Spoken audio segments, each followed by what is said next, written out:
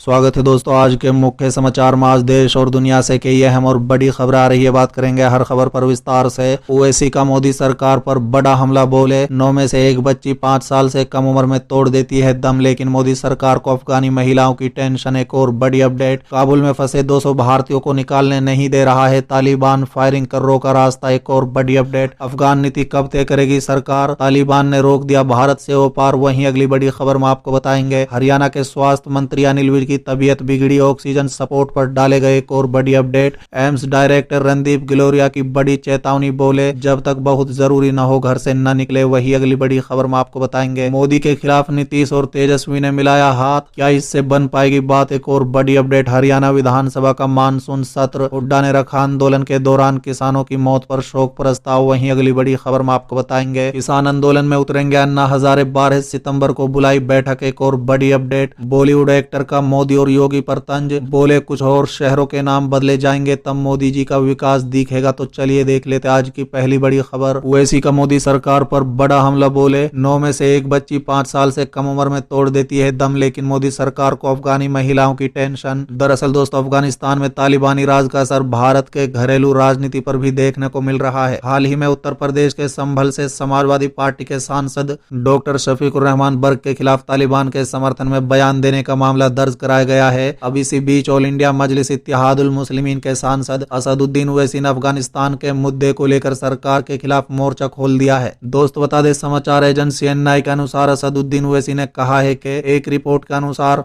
भारत में 9 में से एक बच्ची की मौत 5 वर्ष से कम उम्र में हो जाती है। उन्होंने कहा है कि यहाँ महिलाओं पर अत्याचार और अपराध होता है, लेकिन वो चिंतित है कि अफगानिस्तान में महिलाओं के साथ क्या हो रहा है। ओवैसी ने कहा है कि अफगानिस्तान पर तालिबान के कब्जे से पाकिस्तान को सबसे ज्यादा फायदा हुआ है। चलिए अगली खबर, काबुल में फंसे 200 भारतीयों को निकलने नहीं दे रहा है तालिबान, फायरिंग कर रोका रास्ता। दरअसल दोस्तों, राजधानी काबुल के कसाबा इलाके में फंसे 200 भारतीय कर्मचारियों पर तालिबान की ओर से फायरिंग का आरोप लगा है। दोस्तों बता दें कि गरादा नामक सुरक्षा कंपनी में काम करने वाले इन 200 भारतीय नागरिकों पर फायरिंग की घटना उस समय हुई जब वो बसों और अन्य वाहनों में बैठकर एयरपोर्ट की तरफ रवाना हो रहे थे। चलिए अगली खबर, अफगान नीति कब तय करेगी सरकार, तालिबान ने रोक दिया भारत से व्यापार। दरअसल दोस्तों, अफगानिस्तान में हजारों करोड़ के निवेश के बावजूद भारत ने कभी तालिबान से बातचीत नहीं की। ऐतिहासिक रूप से तालिबान के कट्टर विरोधी नॉर्दर्न अलायंस के सहयोगी रहे भारत ने समय के साथ अपना रुख नहीं बदला, तब भी नहीं जब दुनिया के सबसे ताकतवर मुल्क अमेरिका ने समझ लिया था कि तालिबान से बात किए बिना अफगान मुद्दा का हल संभव नहीं है। अब तालिबान का अफगानिस्तान पर कब्जा हो चुका है और खबर आई है कि उसने ट्रेड रूट बंद कर दिए हैं, जिससे भारत के साथ व्यापार रुक गया है। क्या अफगान मुद्दे से मुंह फेरे रहने का भारत को नुकसान उठाना नहीं पड़ेगा। चलिए अगली खबर, हरियाणा के स्वास्थ्य मंत्री विज की तबीयत बिगड़ी, ऑक्सीजन सपोर्ट पर डाले गए। दरअसल दोस्तों, हरियाणा के गृह मंत्री अनिल विज की तबीयत बिगड़ी है। बताया जा रहा है कि गृह मंत्री अनिल विज की ऑक्सीजन लेवल में गिरावट है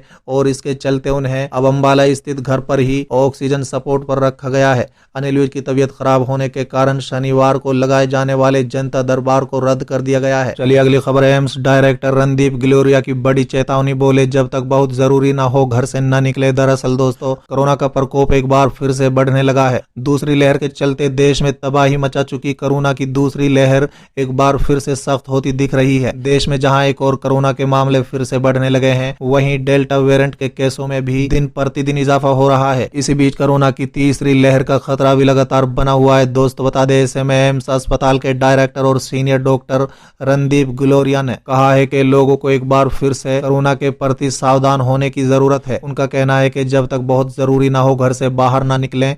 अगर आप किसी काम से घर से बाहर जा रहे हैं तो अच्छी तरह से मास्क पहने, लगातार हाथों को साबुन से धोते रहें और अगर आप बाहर किसी चीज को छू रहे हैं तो तुरंत सैनिटाइजर का प्रयोग करें, क्योंकि स्वास्थ्य सबसे प्रमुख है। एम्स चीफ ने साफ कर दिया है कि कोरोना महामारी अभी खत्म नहीं हुई है, इसलिए बहुत सावधान रहने की जरूरत है। चलिए अगली खबर, पीएम मोदी के खिलाफ नीतीश और तेजस्वी ने मिलाया हाथ, क्या इससे बनेगी बात। दरअसल दोस्तों, बिहार की राजनीति में जेडीयू और रजत भले ही एक दूसरे के विरोधी हैं, मगर जातिगत जनगणना के मुद्दे पर दोनों ही पार्टियां एक दूसरे से सुर मिलाती हुई नजर आ रही हैं। बता दें कि राज्य के सीएम नीतीश कुमार 23 अगस्त को नेता प्रतिपक्ष तेजस्वी यादव के साथ ही बिहार के सभी दलों के नेताओं को अपने साथ लेकर पीएम मोदी से मुलाकात कर जातिगत जनगणना के लिए दबाव बनाएंगे। बता दें कि जातीय जनगणना को लेकर मोदी सरकार राजी नहीं है। ऐसे में ये देखना दिलचस्प होगा कि नीतीश और तेजस्वी की जोड़ी इस मुद्दे पर क्या सियासी गुल खिलाती है। मालूम होकर देश में इसी साल जनगणना होनी है, जिसके लिए बिहार में भाजपा को छोड़कर अन्य सभी दल जातीय जनगणना की मांग कर रहे हैं। इसी मुद्दे पर सीएम नीतीश कुमार के नेतृत्व में सर्वदलीय नेताओं का एक प्रतिनिधि मंडल 23 अगस्त को सुबह 11 बजे पीएम नरेंद्र मोदी से मिलेगा। इस प्रतिनिधि मंडल में सीएम नीतीश के साथ नेता प्रतिपक्ष तेजस्वी यादव भी होंगे। जेडीयू और रजत के अलावा कांग्रेस, वाम दलों, हम और वीआईपी के नेता भी साथ में मोदी से मुलाकात करेंगे। दरअसल बिहार विधानसभा के मानसून सत्र के दौरान तेजस्वी समेत कई विपक्ष के नेताओं ने सीएम नीतीश कुमार से मुलाकात की थी और जातीय जनगणना करने के मुद्दे पर अपनी बात रखी थी। विपक्षी पार्टियों की मांग पर नीतीश कुमार ने पीएम मोदी को पत्र लिखकर उनसे मिलने का वक्त मांगा था, जिस पर उन्हें पीएमओ से 23 अगस्त को सुबह 11 बजे का समय दिया गया है। चलिए अगली खबर। हरियाणा विधानसभा का मानसून सत्र, हुड्डा ने रखा आंदोलन के दौरान किसानों की मौत पर शोक प्रस्ताव। दरअसल दोस्तों, हरियाणा विधानसभा का मानसून सत्र शुरू हो गया है। सत्र के दौरान विपक्ष बेरोजगारी, पेपर लीक, अपराध और किसान आंदोलन के मुद्दे को उठाएगा और सत्ता से जवाब मांगेगा। दोस्तों बता दें, 5 दिन के सत्र में 2 दिन छुट्टी रहेगी और 3 दिन ही कार्रवाई चलेगी। मुख्यमंत्री मनोहर लाल की गैर मौजूदगी में डिप्टी सीएम दुष्यंत चौटाला ने शोक प्रस्ताव पढ़ा। चलिए अगली खबर। किसान आंदोलन में उतरेंगे अन्ना हजारे, 12 सितंबर को बुलाई बैठक। दरअसल दोस्तों, दिल्ली के बॉर्डर पर 9 महीनों से धरना प्रदर्शन कर रहे किसानों के साथ अब अन्ना हजारे भी दिखाई देंगे। दोस्तों बता दें, किसान आंदोलन में अन्ना हजारे को लाने की तैयारी तेज हो गई है। इसलिए 12 सितंबर को अन्ना हजारे के गांव रलोगन में किसानों के आंदोलन को मजबूत करने और सबको एकजुट करने के लिए मीटिंग बुलाई गई है। दोस्तों बता दें, टीम अन्ना हजारे की राष्ट्र कोर कमेटी के सदस्य और भारतीय किसान यूनियन के किसान सरकार के चौधरी भूपाल सिंह काकरान ने इसकी पुष्टि करते हुए कहा है कि अन्ना हजारे को रलेगन सिद्ध से निकालने और किसानों के हित में खड़ा किया जाएगा। गौरतलब हो कि दिल्ली के सिंगू, गाजीपुर और टीकरी बॉर्डर पर किसान आंदोलन लंबे समय से जारी है। प्रदर्शनकारी यूनियनों के संयुक्त संगठन संयुक्त किसान मोर्चा ने दावा किया है कि विभिन्न किसान संगठनों, ट्रेड यूनियनों, छात्र संगठनों, बार संघों, राजनीतिक दलों और राज्य सरकारों के प्रतिनिधियों ने भारत बंद के उसके आह्वान का समर्थन किया। चलिए अगली खबर। बॉलीवुड एक्टर का पीएम मोदी और योगी पर तंज बोले, कुछ और शहरों के नाम बदले जाएंगे तब मोदी जी का विकास दिखेगा। दरअसल दोस्तों, बॉलीवुड एक्टर कमाल राशिद खान